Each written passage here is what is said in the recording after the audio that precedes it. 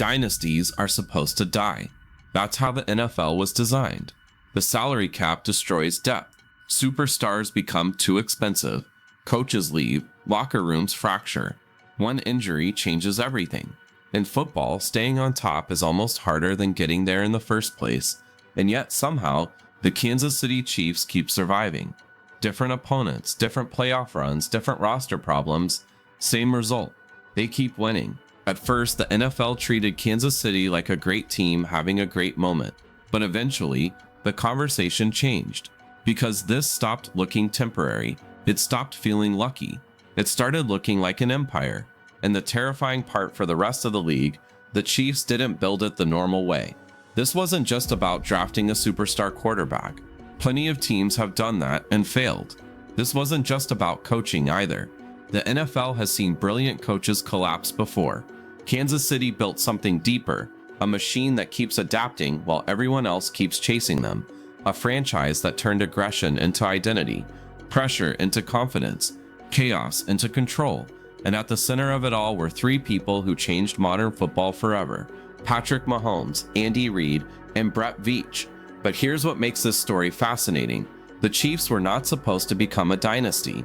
In fact, before the empire began, Kansas City was known for something completely different: failure in the biggest moments.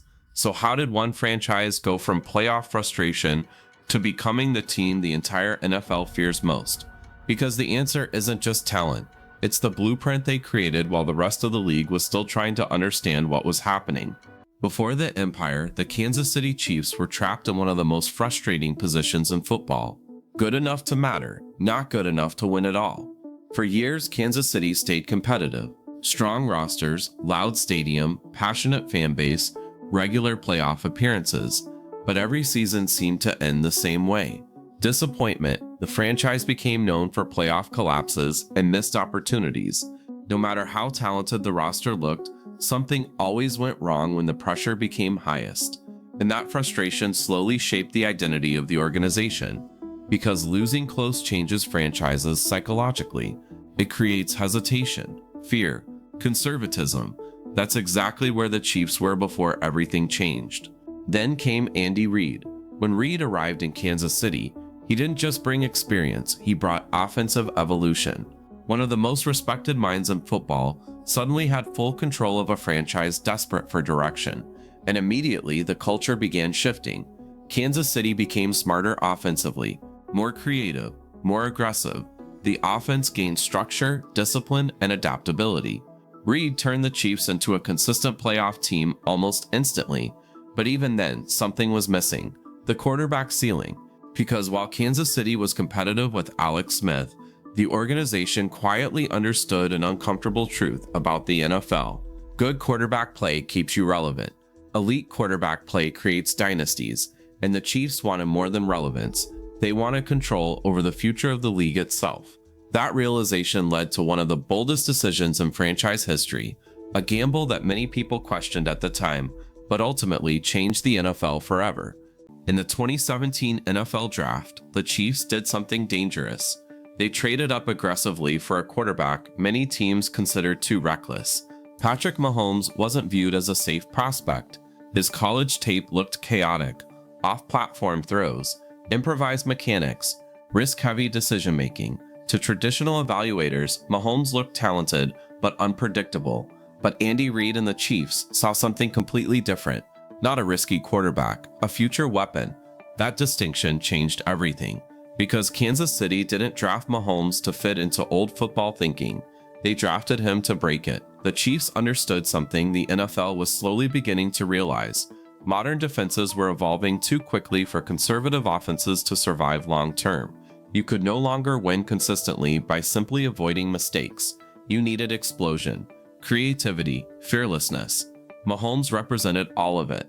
And once he became the starter, the league changed almost overnight. Suddenly, impossible throws became normal. Broken plays became touchdowns. Defensive structure stopped mattering because Mahomes could attack areas most quarterbacks wouldn't even attempt. The Chiefs' offense no longer played safely. It played violently.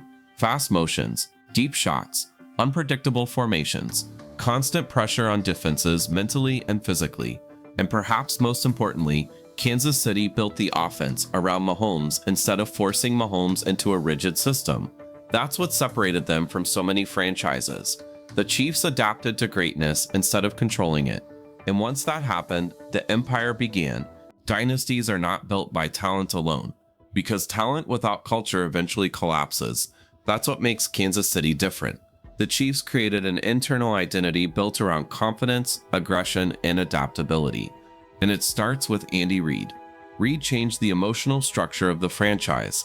Players weren't terrified of mistakes anymore. Creativity became encouraged instead of restricted. The offense evolved weekly instead of staying predictable. That freedom made Kansas City terrifying, because most NFL teams become rigid under pressure. The Chiefs became more dangerous. And then there's the leadership dynamic inside the locker room. Mahomes never carried himself like a quarterback trying to protect his image. He played loose, aggressive, fearless. That mentality spread through the roster. Suddenly, Kansas City started believing no deficit was too large and no game was out of reach. That belief became psychological warfare against the rest of the league. Teams stopped feeling safe even with double-digit leads, because against the Chiefs, control never feels permanent. And then there's another piece people often ignore: the front office. Brett Vitt consistently rebuilt around Mahomes without destroying the core identity of the team. Skill players changed. Offensive line pieces rotated. Defensive adjustments happened constantly, but the machine kept functioning. Why? Because the Chiefs stopped building around individual names. They started building around a philosophy: speed, versatility, intelligence, adaptability. That's how empires survive roster turnover. At first, people thought the Chiefs were just explosive. Then they thought they were lucky. Then they thought they were unbeatable offensively, but vulnerable defensively.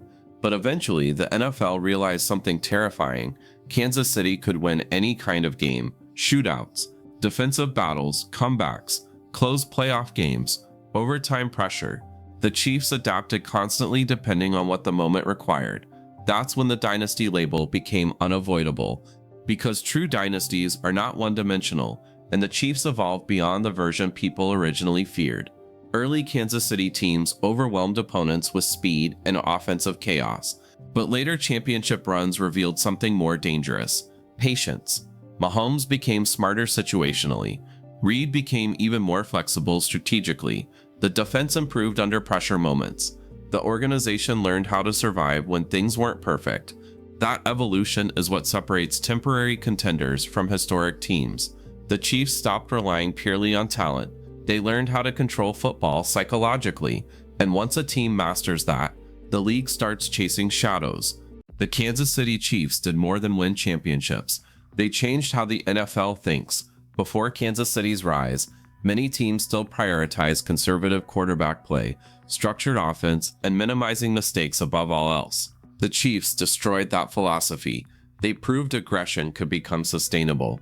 They proved creativity could become structure. And most importantly, they proved that building around a quarterback's imagination, instead of restricting it, could create something unstoppable. Now the entire league is trying to copy pieces of the Chiefs' blueprint. Quarterbacks are evaluated differently. Offensive coordinators are becoming more aggressive. Teams prioritize versatility and explosive playmaking more than ever before. But copying Kansas City is harder than it looks, because dynasties are not just systems. They are combinations of timing, leadership, culture, intelligence, and risk-taking, all aligning at once. The Chiefs didn't accidentally build an empire. They built an organization capable of surviving success itself, and that may be the rarest thing in modern football. The story of the Kansas City Chiefs is not just about championships, it's about transformation. A franchise once known for heartbreak became the team defining an era of football. A coach once criticized for playoff failures became one of the greatest offensive minds in NFL history. A quarterback once considered too reckless became the standard every young quarterback is now measured against. But maybe the most impressive part of the Chiefs' empire is this: they changed faster than the league could stop them. Every time defenses adapted, Kansas City evolved. Every time people thought the dynasty might slow down, the organization found another layer. And that's why the rest of the NFL is still chasing them. Because dynasties usually dominate through power. The Chiefs dominate through evolution. And until the league figures out how to stop that, The empire may not be ending anytime soon,